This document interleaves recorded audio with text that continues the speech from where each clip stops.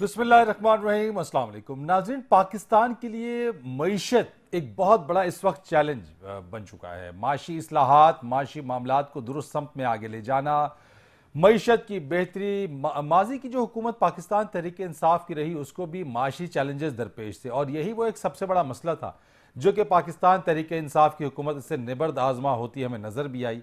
महंगाई एक बहुत बड़ा मसला था और ख़ास तौर के ऊपर अशिया खुरनोश की कीमतों का ऊपर जाना, लेकिन उसी के साथ साथ रुपए की डिवैल्यूएशन, डॉलर का ऊपर जाना और जिस तरीके से 187 तक लास्ट जब पाकिस्तान तहरीक इंसाफ की हुकूमत थी तब डॉलर होवर कर रहा था, डॉलर की कीमत थी, लेकिन हमने देखा कि पीटीआई की दौरे हुकूमत के अंदर डॉलर की कीमत जो थी या डॉलर जो बड़ा है वो बहुत तेजी से ऊपर गया और रुपया भी डिवैल्यूएट हुआ।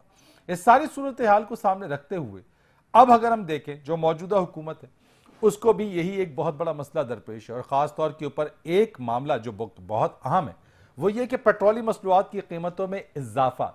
आवाम की तो वैसे ख्वाहिश होती है कि पेट्रोल की कीमत ना बढ़े।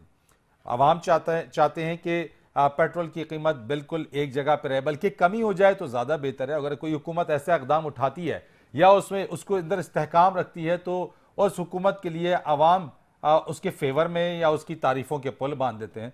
पाकिस्तान तहरीक इंसाफ की हुकूमत ने अपनी हुकूमत खत्म होने से चंद माह पहले ही पेट्रोलियम मसनूआत की कीमतों में इस्तेहकाम रखा और कहा यह गया कि रिकॉर्ड टैक्स में कलेक्शन हुई है और उसका फायदा आवाम तक हम पहुंचा रहे हैं। जबकि आज वफाकी वज़ीर ख़जाना मिफ्ता इस्माइल की जानिब से एक बात जो बताई गई है और उन्होंने कहा कि साबिक वज़ीर ख़जाना शौकत तरीन साहब ने यह यकीन दिलाया था IMF को कि 1 पैसे की सब्सिडी नहीं दी जाएगी, 30% की जो लेवी है वो पेट्रोलियम मसनूआत के ऊपर इंपोज की जाएगी, वो लगाया जाएगा और साथ ही साथ 17% का टैक्स भी लगाया जाएगा। मिफ्ता इस्माइल साहब कहते हैं कि हमने वादा नहीं किया, हमारी हुकूमत ने वादा नहीं किया। ये सारा वादा जो है वो साबिक वफाकी वज़ीर ख़जाना शौकत तरीन साहब ने IMF के साथ किया, लेकिन उसके बावजूद भी साबिक हुकूमत ने जो है वो पेट्रोल के ऊपर सब्सिडी भी दी और उसकी कीमतें नहीं बढ़ाई। आज मिफ्ता इस्माइल साहब ने प्रेस कॉन्फ्रेंस की और यह खुशखबरी तो सुना दी है कि फिल वक्त कीमतों में इजाफा नहीं हो रहा है। क्या कुछ उन्होंने कहा है, जरा आपको ये दिखाते हैं। इस वक्त हुकूमत का पेट्रोल की प्राइस बढ़ाने का कोई इरादा नहीं है, तो आज आपको एयरपोर्ट पे बाहर जाके लाइनें ना लगाएं। हम ये बात जानते हैं कि क्या हालात हैं पाकिस्तान के। IMF से इंशाअल्लाह ताला हम मुज़ाकरात करेंगे और मैं आपको यकीन दिला रहा हूं कि हम IMF के साथ मिलकर खुश उसलूबी से मामलात को हल करेंगे और इंशाअल्लाह ताला महंगाई पे काबू पाएंगे। और ये बात दुरुस्त है, मैं आपको सच बता रहा हूँ कि इस किस्म की ऑयल प्राइसेस हैं तो फ्यूचर में oil price, petrol prices adjust होंगी, डीजल प्राइसेस एडजस्ट होंगी। हम दुआ करें अगर पेट्रोल की प्राइस दुनिया भर में ऑयल की प्राइस कम हो जाती है तो फिर करने की जरूरत नहीं होगी, लेकिन अगर नहीं कम होगी तो कभी ना कभी एडजस्ट करनी पड़ेगी मुझे। ये वो बातें थी जो मिफ्ता इस्माइल साहब ने आज की। उन्होंने कहा फिल वक्त तो नहीं, लेकिन आगे चल के कहीं ना कहीं इसको एडजस्ट तो करना पड़ेगा। IMF से जाके बात करेंगे, मनाएंगे उनको और IMF प्रोग्राम नागुज़ीर भी है, उसके बगैर आगे पाकिस्तान चल नहीं सकता। मामला बहुत मुश्किल हैं। इस सारी सूरत हाल के ऊपर कुछ सवालात हैं और बहुत अहम सवालात हैं, क्योंकि हमने एक एग्जाम्पल, एक मिसाल देखी श्रीलंका के हवाले से और लोग ये सवाल कर रहे हैं, ये जानना चाहते हैं, पूछ ये रहे हैं कि क्या पाकिस्तान भी श्रीलंका की तरह डिफॉल्ट करने के लिए जा रहा है। मईशत नोज डाइव कर रही है, पैसे हमारे पास है नहीं, डॉलर ऊंचा जा रहा है, आपकी जो फ्यूल की प्राइसेस अगर आगे जाके बढ़ती हैं तो बहुत ज्यादा बढ़ेंगे और उसका आम आदमी के ऊपर, इकॉनमी के ऊपर बहुत ज्यादा इफेक्ट पड़ेगा। लोगों की कुव्वत खरीद जो है वो अब जवाब देती जा रही है। ये वो चीजें जिसके ऊपर आज हम बात करेंगे। मेरे साथ बात करने के लिए मौजूद होंगे साबिक तर्जुमान वजारत खजाना मुजम्मिल असलम साहब हमारे साथ मौजूद है, उनसे बात करते हैं। बहुत शुक्रिया आपका मुजम्मिल साहब मुझे ज्वाइन कर रहे हैं। हारून शरीफ साहब जो कि साबिक चेयरमैन प्राइवेटाइजेशन कमीशन है, आपका बहुत शुक्रिया सर कि आप हमारे साथ मौजूद हैं। कुछ ही देर में हमें ज्वाइन कर लेंगे executive director sustainable development policy institute doctor Abid Suleri साहब भी मेरे साथ मौजूद होंगे, उनसे भी बात करेंगे। मुजम्मिल असलम साहब, आपसे मैं सबसे पहले पूछना चाहता हूँ, खुशी होगी यकीनन आपको आज ये ऐलान सुनकर हुकूमत की जानिब से कि वो पेट्रोल की कीमत में इजाफा नहीं कर रहे हैं, तो क्या वाकई ये खुशी की बात है कि पेट्रोल की कीमत में इजाफा नहीं होना चाहिए? ये बात सारी ये है कि इसमें खुशी और गमी की कोई बात नहीं है। हुकूमत फैसले लेती है और फैसले लेने के बाद पूरे तमाम फैसले लेती हैं और उसके बाद वो जो है उस फैसले की जो है रोशनी में उसके इकदाम करती है। तो खुशाइन बात यह है कि उन्होंने पेट्रोल की कीमत नहीं बढ़ाई और ये तीसरी दफा जो है इनको ये फैसला करना पड़ा है अपने 6 हफ्ते दौरे हुकूमत में। और ये वही लोग हैं जो हमें कहते थे कि आपने प्राइस नहीं बढ़ाई और लैंड माइन या बारूदी सुरंगें हमारे लिए बिछा दी। तो इनको किसने रोका था कि ये कीमतें ना बढ़ाएं? ठीक है ना। अच्छा चलें, इतनी कीमत बढ़ा देते जितनी मतलब हमने सब्सिडी छोड़ी थी। मिसाल के तौर पे जिस दिन हमारी हुकूमत खत्म हुई थी, डीजल और जो है पेट्रोल पे सब्सिडी थी 25 रुपए फी लीटर के हिसाब से। अब जो इनको आज सबरी मौसूल हुई है, डीजल की जो है वो चली गई है सब्सिडी तकरीबन 80 रुपए और जो पेट्रोल की सब्सिडी है वो चली गई है 46 रुपए।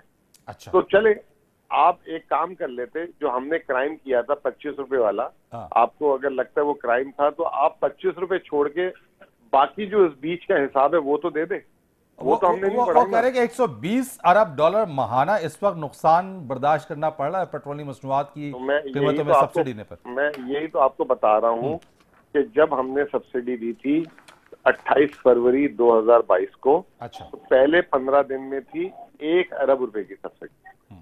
फिर उसके बाद 15 मार्च से लेकर 30 मार्च तक हमारी जो सब्सिडी थी वो थी हमारी 32 अरब रुपए की। ठीक है। यानी पहले महीना जो था मार्च का, जो पूरा महीना हमें मिला था, उसमें 33 अरब रुपए की सब्सिडी थी। फिर अब अगर ये कहते हैं कि नहीं अगले 15 दिन भी आप ले लें, 1 अप्रैल से भी आप ही का खाता है 15 अप्रैल तक, उसकी भी 32 अरब रुपए सब्सिडी थी। अच्छा। अब वो 32 अरब रुपए की सब्सिडी जो है मई के महीने में 115 या 20 अरब की हो गई है।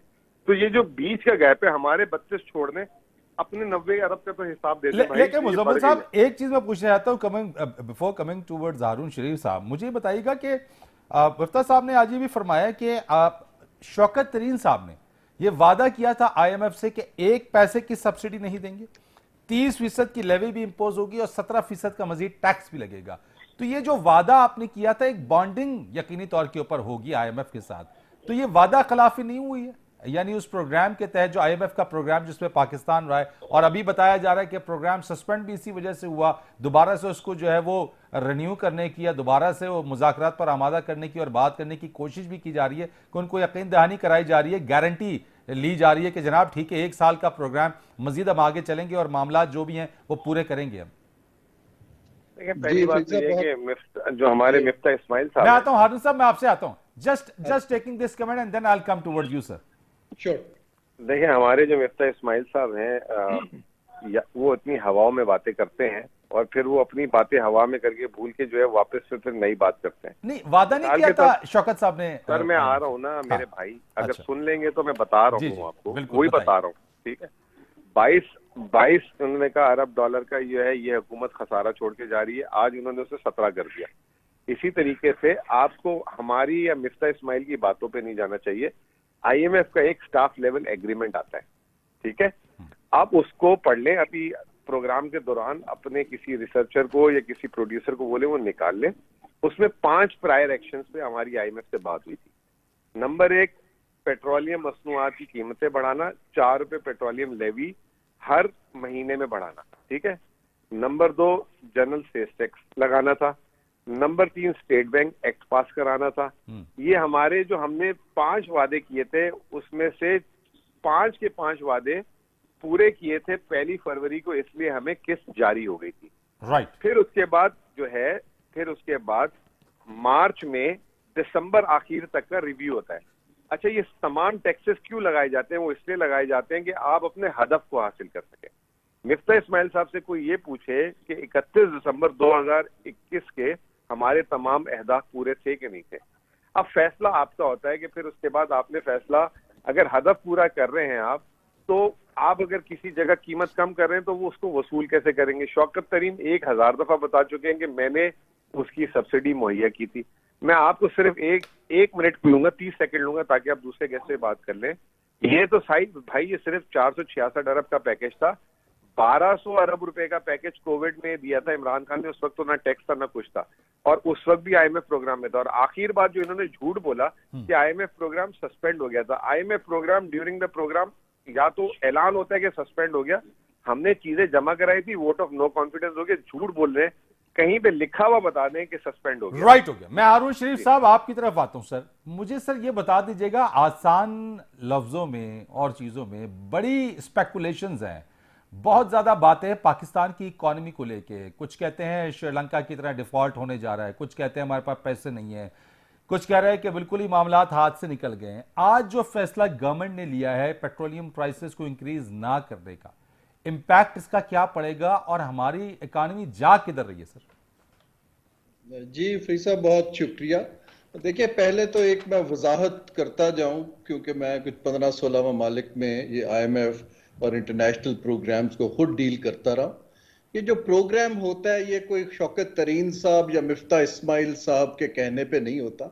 ये एक मुल्क का एक इदारे के साथ एक साइंड डॉक्यूमेंट होता है। ये तो सब अहलकार हैं जो मुल्क के बिहाफ पे साइन करते हैं।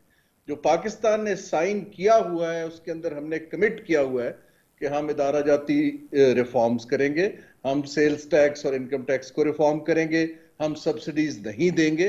तो ये सारे प्रायर एक्शंस अग्रीड हैं, जो कि ये प्रोग्राम एंड ऑफ सितंबर तक जो चलना था, जिसकी हम रिक्वेस्ट कर रहे हैं कि आगे तक ले जाएं।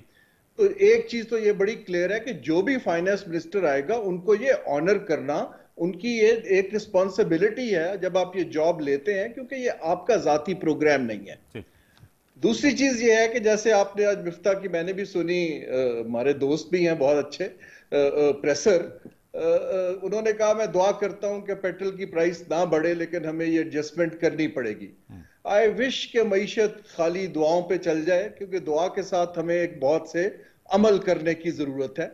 तो जो आपका सवाल है स्पेसिफिक, देखे पाकिस्तान का हमें जो समझने की जरूरत है, अभी भी पॉपुलिस्ट पॉलिटिक्स जो है वो इकोनॉमिक्स को बीट कर रही है, चाहे वो हुकूमत हो चाहे अपोजिशन हो। अभी मैं असद उमर साहब की भी कॉन्फ्रेंस सुन रहा था, अगर ये रिफॉर्म करते हैं, उन्होंने मिफ्ता से कहा कि क्या मैं देखता हूं कि आप कैसे वजाहत देंगे ऑयल प्राइस बढ़ाने की। जो मैच्योर पॉलिटिक्स है उसमें ये आना चाहिए कि ये एक मुल्क के फायदे का मसला है, इसके ऊपर मिल बैठ के कोई हल निकालें। लेकिन अगर हम पॉपुलिस्ट पॉइंट स्कोरिंग करते रहेंगे तो कोई भी हुकूमत रिफॉर्म नहीं कर पाएगी, अंडर प्रेशर रहेगी। ये एक बड़ा इंपॉर्टेंट चीज समझने की है। अब आइए आपकी तरफ के, खुदा ना खास्ता हम किस तरफ जा रहे हैं। देखिए, मईशत के थैंक्स टू मीडिया हमने अवेयरनेस बहुत कर दी है। हमें एग्जैक्टली पता है कि हमारे पास फिस्कल डेफिसिट का जो गैप है उसकी मुश्किलात भी हैं, और हमारे पास करंट अकाउंट डेफिसिट, जिसको हम ट्विन डेफिसिट कहते हैं, उसमें तो हम फंसे हुए हैं ही हैं। अब ये जो हम पहले भी, ये कोई नई चीज नहीं है। फर्क ये हुआ है कि हम तारीखी तौर पे इन मुश्किलात को अपनी जियोपॉलिटिकल निगोशिएटिंग की पावर से हल करते रहे हैं। इस वक्त हमारी जो बार्गेनिंग पावर है एट द जियोपॉलिटिकल सीन, मेरी जजमेंट में उतनी मजबूत नहीं है जो पुराने जमाने में होती थी। खास तौर पे जो IMF का सबसे बड़ा शेयर होल्डर है यूनाइटेड स्टेट्स, उसके साथ हमारे जो रिवाइवल ऑफ रिलेशनशिप्स हैं वो अफगानिस्तान पे बेस्ड थे। अभी भी मुझे यकीन है कि अभी भी हम इसको सियासी तौर पे और जियोपॉलिटिकल तौर पे हल करने की कोशिश करेंगे। लेकिन अगर हमने इसको सस्टेन करना है तो हमें कड़वे घूंट मईशत के लिए लेने पड़ेंगे, चाहे अपोजिशन हो चाहे हुकूमत हो। और मैं आपको मिसाल देता हूं, आज से 30 साल पहले हिंदुस्तान के पास सिर्फ 3 हफ्ते के रिजर्व्स रह गए थे। मनमोहन सिंह साहब तब फाइनेंस मिनिस्टर थे, उन्होंने उस वक्त एक पूरा रिफॉर्म्स का, लिबरलाइजेशन का प्रोग्राम रखा, और इवेंचुअली हर पॉलिटिकल पार्टी ने उस प्रोग्राम को ओन करना शुरू किया। और आज जो है आप देख लें कि हिंदुस्तान के रिजर्व्स कहां हैं और कहां नहीं। अब हमारी तरफ से स्टेटस को कौन तोड़ता है, कैसे तोड़ा जाता है, इसका क्या हल निकालते हैं। वरना तो हम यकीनन जो है मईशत एक बहुत स्ट्रांग एक कंडीशनैलिटीज की तरफ जा रही है, जिसको फुलफिल करना शायद सियासी कुव्वतों के अकेले बस का रोग नहीं होगा। यानी आप ये कहना चाह रहे हैं कि एक है सियासी बयानिया और एक है हमारा माशी बयानिया। सियासी बयानिया अभी भी जो है वो माशी बयानिया के ऊपर हावी है और उसी को जो है वो इसका इस्तेमाल किया जा रहा है। डॉक्टर आबिद सुलेही साहब, मुझे सर ये फरमाइएगा कि ये जो बात इस वक्त है कि अगर एक तरफ कहा जा रहा है जल्द इंतखाबात, और अगर जल्द इंतखाबात सियासी तौर पर अगर बात कर लेते हैं, क्या जल्द इंतखाबात हमारा हल है मईशत को दुरुस्त सब की तरफ गामजन करने के लिए, क्योंकि अगर इलेक्शन होते हैं तो उससे पहले तो केयर टेकर गवर्नमेंट होगी और आईएमएफ प्रोग्राम जो कि इस वक्त हमारे लिए नागुज़ीर भी है, पैसा भी चाहिए, अपने आप को होल्ड भी हमने करना है, सस्टेन भी करना है। तो आज के इस फैसले को आप सियासी फैसला करार देते हैं पेट्रोलियम प्राइसेस ना बढ़ने के हवाले से, या मुल्क के लिए यह फायदेमंद साबित होगा? देखिए फ्रीज, इस वक्त जिस तरह का करंट डेफिसिट का सामना है उसमें यकीनन कीमतें बढ़ाना ही हुकूमत को आखिरी फैसला होना चाहिए। और आज भी मुफ्ती साहब ने ये कहा कि कल नहीं बढ़ रही लेकिन बढ़ाना पड़ेंगी।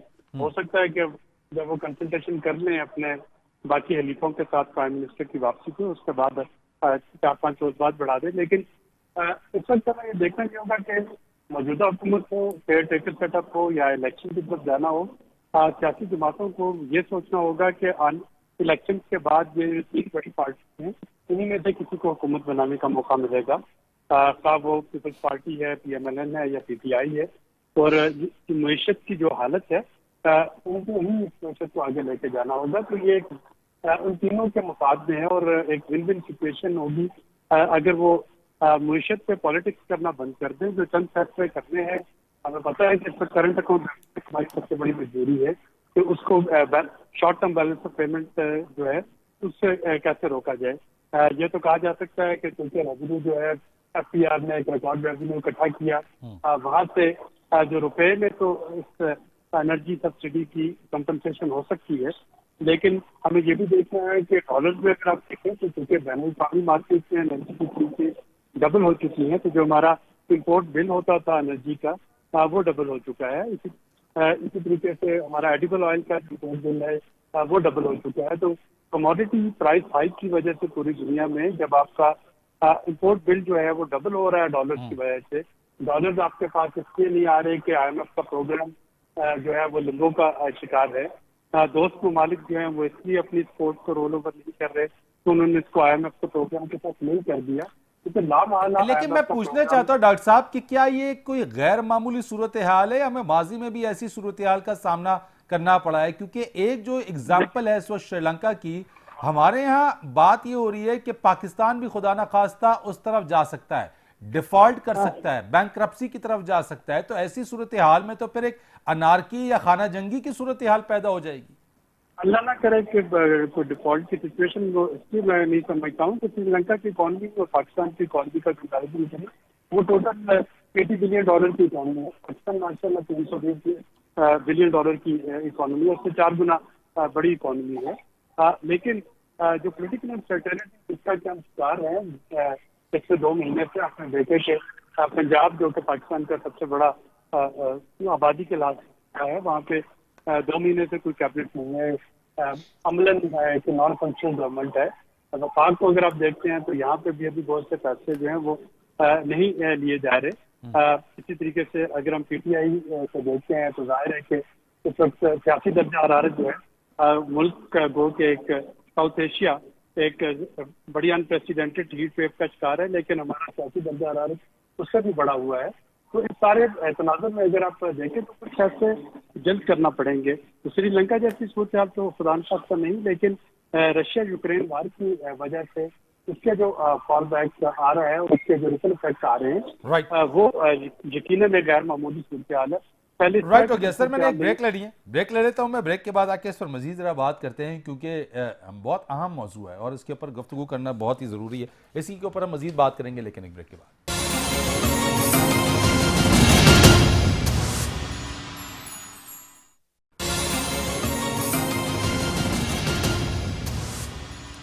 एक बार फिर आपको प्रोग्राम में खुश आमदीद कहते हैं। मुजम्मिल साहब, ये फरमाइएगा ज़रा कि चले कीमतें इस वक्त नहीं बढ़ी हैं, और जो बात आप इससे पहले कर रहे थे, मिफ्ता साहब ये फरमाते हैं अभी वो इन्होंने जाना है IMF के साथ 18 तारीख को बात करने के लिए।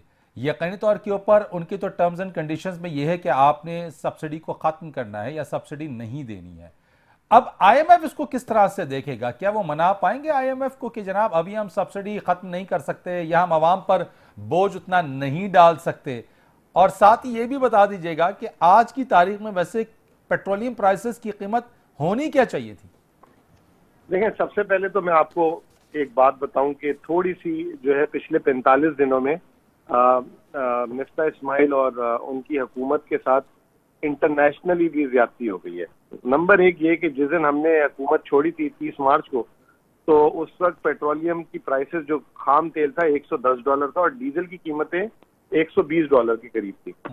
आज की तारीख में खाम तेल की कीमत वही $110 है, लेकिन डीजल की कीमतें $200 से ज्यादा तजावुज कर गई। तो उस वक्त जो 20-25 रुपए की डीजल में सब्सिडी थी, वो आज जो है वो 80-85 रुपए की बढ़ गई। तो 60 से 65 रुपए का गैप आलमी मार्केट में मजीद कीमतें बढ़ गई। इसी तरीके से पेट्रोल उस वक्त 20-25 था, आज 45 रुपए की सब्सिडी है, तो 20 रुपए आलमी मार्केट में उसकी वजह से बढ़ गया। तो अब कीमतें क्या होनी चाहिए थी उस वक्त की कीमत, अगर चलें फर्ज करें कि अगर हमें उस वक्त कीमतें मतलब जीरो सब्सिडी देनी होती, तो हमारी पेट्रोल की कीमत बनती तकरीबन 175 रुपए और डीजल की कीमत बनती 180-85 रुपए।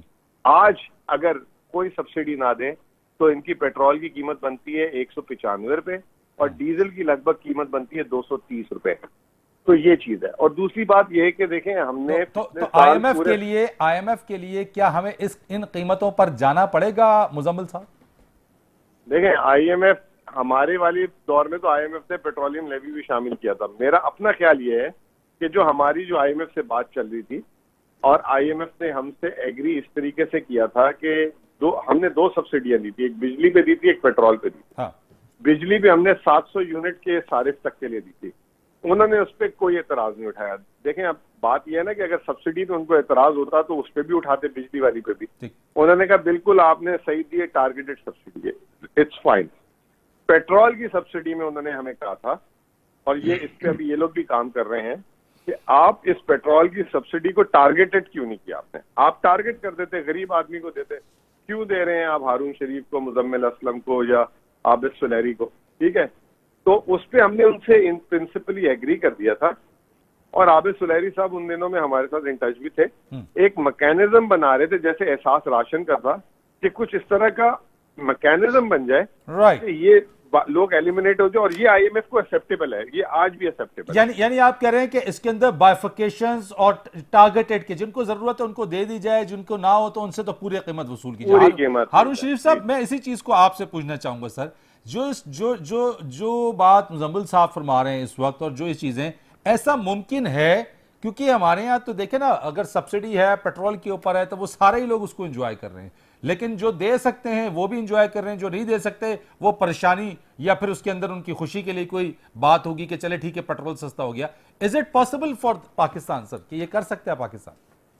जी, टारगेटेड सब्सिडी को आईएमएफ और इंटरनेशनल इदारे, एज लॉन्ग एज के वो सॉलिड ग्राउंड्स पे बिल्ड की जाती है, आप बिल्कुल निगोशिएट कर सकते हैं। ये जो कोविड के दरमियान हमें 1 साल के लिए प्रायर एक्शंस ना पूरे करने का जो रिलीफ मिला है, वो भी आईएमएफ से मिला है, बल्कि उन्होंने $1 बिलियन हमें एडिशनल भी दिया, क्योंकि हमें कोविड को रिस्पॉन्स करना था। लेकिन ये आपको जो चीजें इस वक्त डिस्कस हो रही हैं, देखिए, फंडामेंटल इशू ये नहीं है कि पेट्रोल की प्राइस ऊपर जाएगी नीचे जाएगी। फंडामेंटल इशू ये है इन द मीडियम टर्म कि हमें पेट्रोलियम मसनूआत पर इन्हिसार घटाना है।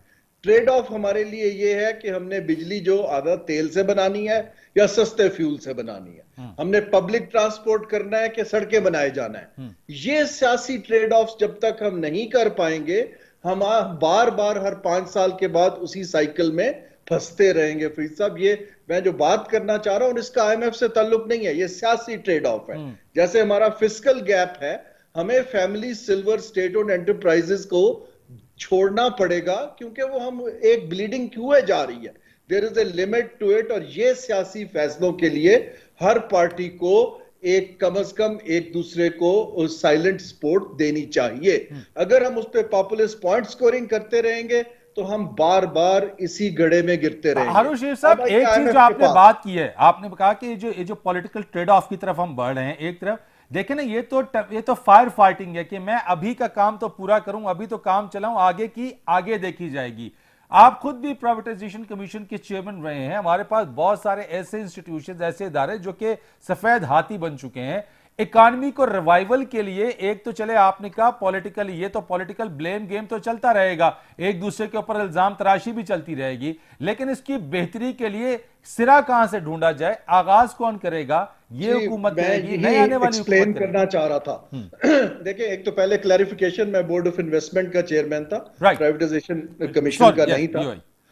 अच्छा, इसमें मैं ये अर्ज करना चाह रहा हूं कि हमें चाहिए ये कि अगर कोई भी पॉलिटिकल हुकूमत जिम्मा नहीं लेना चाहती तो इन चीजों को हम कुछ इंडिपेंडेंट प्रोफेशनल्स का रिप्रेजेंटेटिव बॉडी बनाएं और उनको डेलीगेट कर दें कि जी सब पार्टियों का नुमाइंदा, सूबों का नुमाइंदा बैठा है, जो आप फैसला करेंगे हमें कबूल होगा।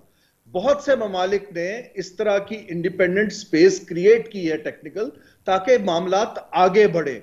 हम इस वक्त एक पॉलिटिकल लॉक जैम में स्टक हो चुके हैं, जहां रिफॉर्म की बात करने पर कोई तैयारी नहीं है, क्योंकि उसकी पॉलिटिकल कॉस्ट बहुत हाई हो जाती है। आईएमएफ से अगर हमने कोई बड़ा वेवर लेना है, अनफॉर्चुनेटली वो तो हमें बिहाइंड द सीन एक डिप्लोमेटिक एंगेजमेंट से ही मिल सकता है। वो टेक्निकल ग्राउंड पे इस वक्त हमारी कोई ऐसी रिफॉर्म की जो है स्ट्रैटेजी नहीं है कि जो हमें वेवर मिले। राइट। डॉक्टर आबिद लोधी साहब, मुझे सर ये बताइएगा कि मौजूदा हुकूमत इस वक्त सख्त फैसले, जो डिसीजन जिसके ऊपर हम बात कर रहे हैं कि वो लेने चाहिए, क्यों घबराहट का शिकार है, क्यों घबरा रही है? देखिए, घबराहट इसलिए बनती है कि जैसे पीटीआई गवर्नमेंट जब आई थी, उन्होंने लोगों की एक्सपेक्टेशन बड़ी हाई कर दी। इसी तरीके से मौजूदा हुकूमत जब आई तो उसने देखा ना, पीएमएलएन जो थी उसने लाहौर से महंगाई मुकाओ मार्च शुरू किया था। जिस दिन ये रिलीफ पैकेज अनाउंस किया गया था नकदी का, उस दिन अगर आपको याद हो तो बिलावल भुट्टो साहब ने कराची से कहा था कि अभी हमने मार्च किया नहीं और हुकूमत जो है फौरन बता दी, और उसने तेल की कीमतें कम कर दी। तो अब अगर महंगाई मुकाने के वादे से आए हैं तो जाहिर है जब वो पेट्रोल की कीमतें बढ़ाएंगे या डीजल की या बिजली की, तो उनके जो वोटर्स होंगे वो लामहला पसंद करेंगे। और इसीलिए मैं दोबारा दोहराता हूँ कि मईशत की सियासत जो है वो अब करने का वक्त जो है वो बच चुका है। अब आपके और बहुत से इश्यूज है जिनपर सियासत की जानी चाहिए। और नहीं, लेकिन अगर ये फैसले करें, मुश्किल फैसले करें तो अवाम नाराज, और अगर वो फैसले ना करें तो फिर आईएमएफ आगे नहीं बढ़ेगा, तो किसे मनाया जाए? अवाम के साथ वादे जो है वो रियलिस्टिक किए जाए ना। अवाम को बिल्कुल शुरू में बता देना चाहिए था कि हाँ भाई ये चीजें जो है ये जरूरी है। अगर जैसे मैं मौजूदा हुकूमत के पॉइंट ऑफ व्यू से कहता हूँ कि पिछली सब्सिडी जो थी वो रद्द दी गई थी, तो मुझे पहले दिन आते ही बजाय थे कि मैं पेट्रोल की कीमत 15-15 दिन के लिए उसको फिक्स सकता, मैं कहता कि पिछली हुकूमत ने रद्द किया था, मैं आते ही ये कीमतें बढ़ा रहा हूँ, तो वो बढ़ा दी जाती है। आईएमएफ का प्रोग्राम रिस्टोर कर दिया जाता, तो जो टॉक्स थी वो रिस्टोर हो जाती, आपको सऊदीया से और चाइना से रोल ओवर भी मिल जाता। आज इस हालत में ना बैठे होते तो इस वक्त कुछ डिसीजन मेकिंग के लिए कोई भी फैसला करे, एक कुछ डिसीजन मेकिंग की जरूरत होगी। और उसके बाद ऑल्टरनेटिव देखना होगा कि अगर नेट से आज मिर्जा साहब कहते हैं कि पेट्रोल की कीमतें कल से नहीं बढ़ेंगी, तो फिर ये होना चाहिए कि जी 18 को आईएमएफ के पास हम क्या प्रोपोजिशन लेके जा रहे हैं, और अगर हमें कीमतें बढ़ानी है कब से बढ़ानी है, ताकि लोगों को पता हो, स्टॉक मार्केट को मेरे को क्लैरिटी आए, इन्वेस्टमेंट फॉरेन इन्वेस्टर को तो क्लैरिटी आए। इस पर जो पोलिटिकल अनसर्टेनिटी है वो सबसे बड़ी किलर है इकोनॉमी की, और वो अफेक्ट कर रही है। राइट, आपने कहा पॉलिटिकल अनसर्टेनिटी इस वक्त सबसे बड़ी किलर है इकॉनमी की। ब्रेक लेते हैं, ब्रेक के बाद आके इसी पर आगे बात करेंगे।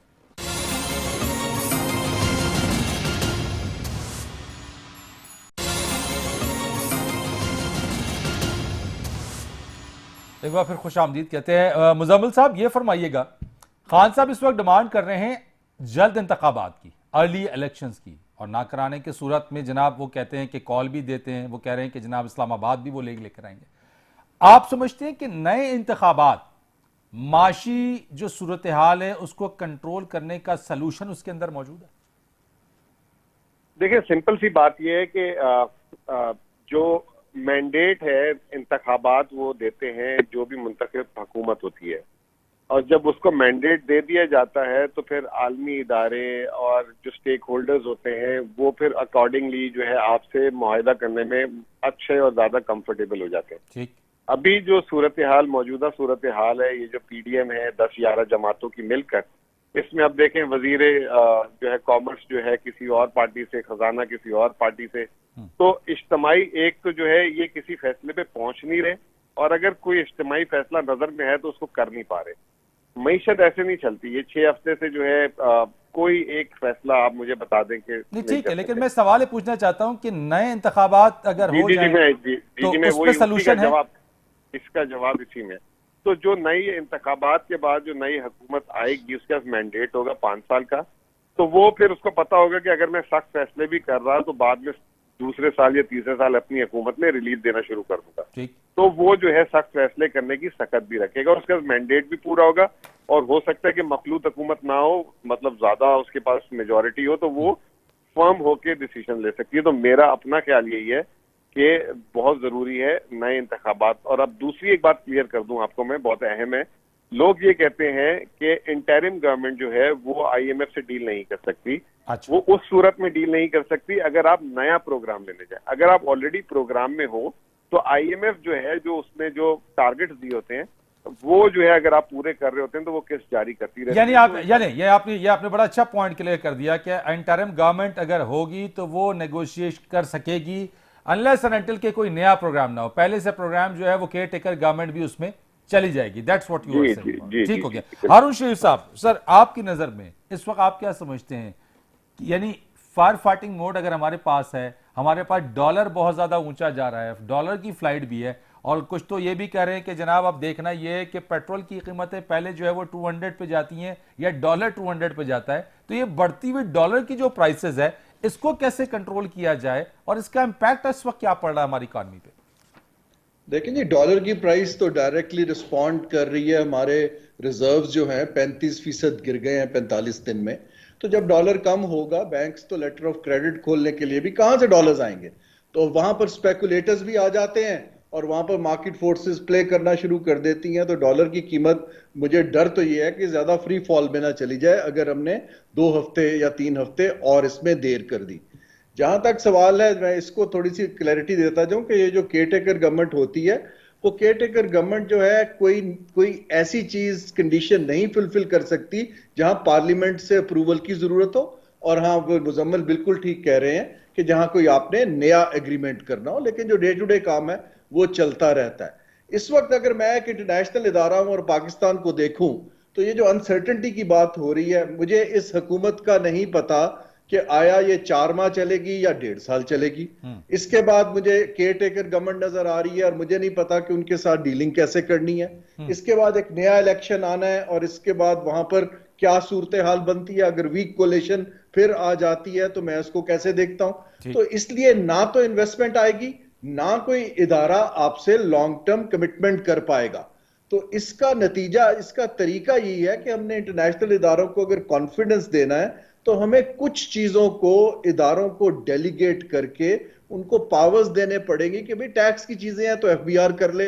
अगर आपने मैक्रो इकोनॉमिक स्टेबिलिटी पे काम करना है, स्टेट बैंक कर रहा है। ये पॉलिटिक्स को उसके अंदर जितना लाते रहेंगे उतनी अनसर्टेनिटी बढ़ती रहेगी। लेकिन मैं इस वक्त जो आपका इंतखाबात का सवाल है, मैं दुआ करता हूं कि इंतखाबात से थोड़ी सी पॉलिटिकल स्टेबिलिटी आ जाए। हाँ, ये बात दुरुस्त है कि जब नई हुकूमत आती है तो वो पहले 1-2 साल में कुछ मुश्किल फैसला करने की सलाहियत रखती है। और मैं ये भी एडवाइज करता हूं कि जो भी अपोजिशन में आए, अगर रिफॉर्म्स का फैसला किया जाता है तो उसके ऊपर पॉलिटिकल पॉइंट स्कोरिंग ना करें। जहां तक लोगों का ताल्लुक है, लोग अवेयर हो चुके हैं। अगर हम एक मैसिव ऊपर से ऑस्टेरिटी ड्राइव शुरू होती है, आई एम 100% श्योर कि पब्लिक हमारा सपोर्ट देगी। लेकिन अगर इलीट सेक्रीफाइस नहीं करते हैं तो ये नहीं चल पाएगा। राइट। डॉक्टर आबिद सुलैनी साहब, sir your take on it, what is the solution, current solution आपके नजदीक? देखिए, सोल्यूशन इस वक्त यही है कि हम स्टेक होल्डर्स को पार्लियामेंट के अंदर बिठाएं या पार्लियामेंट के बाहर बिठाएं। या तो आप पार्लियामेंट के अंदर एक नेशनल इकोनॉमिक सिक्योरिटी काउंसिल बना लें जिसमें के तमाम मतों के पार्लियामेंटेरियन मौजूद हो और उसमें हमारे जो एस्टेब्लिशमेंट के स्टेक होल्डर्स हैं उनको भी बुलाया जाए। और पीटीआई मौजूद है सेनेट में, वहाँ पे शौकत तरीन साहब, शब्बीर फराज साहब और बहुत से सेनेटर उसमें रिप्रेजेंट कर सकते हैं। या फिर जो हारून शरीफ साहब ने तजवीज़ दी है कि कुछ इंडिपेंडेंट जो टेक्नोक्रेट्स हैं जो कि सियासी जमातें जिनको नॉमिनेट करें, जैसे एनएफसी अवार्ड के लिए होता है, उस तरह की कोई कमेटी बन जाए। लेकिन कुछ ऐसा मैंडेट दे दिया जाए कि ये जो लॉन्ग टर्म हमारे क्रॉनिक इश्यूज हैं इन पे वंस फॉर ऑल एक सियासी इस वक्त सर, आप समझते हैं फाइनेंशियल इमरजेंसी डिक्लेयर करने की कोई जरूरत है इस वक्त पाकिस्तान में? मेरा नहीं ख्याल कि फाइनेंशियल इमरजेंसी वाली की सूरत हाल है। जैसे कि मैंने पहले भी कहा कि श्रीलंका नहीं है, पाकिस्तान की इकॉनमी में रेजिलियंस है, पाकिस्तान की इकॉनमी श्रीलंका से 4 गुना बड़ी है। लेकिन यकीनी तौर पर जिस तरीके के रिजर्व की सिचुएशन चल रही है, अगर हम इसमें क्विक फैसले नहीं लेंगे तो खुदा न खास्ता उसमें आपका खतरा जो है वो बढ़ता चला जाएगा। बहुत शुक्रिया आपका डॉक्टर आबिद सुलेही साहब, thank you so much sir. Muzammil Aslam साहब, आपका बहुत शुक्रिया। हारून शरीफ साहब, thank you so much sir for your precious time. Farid Rais को इजाजत दीजिएगा।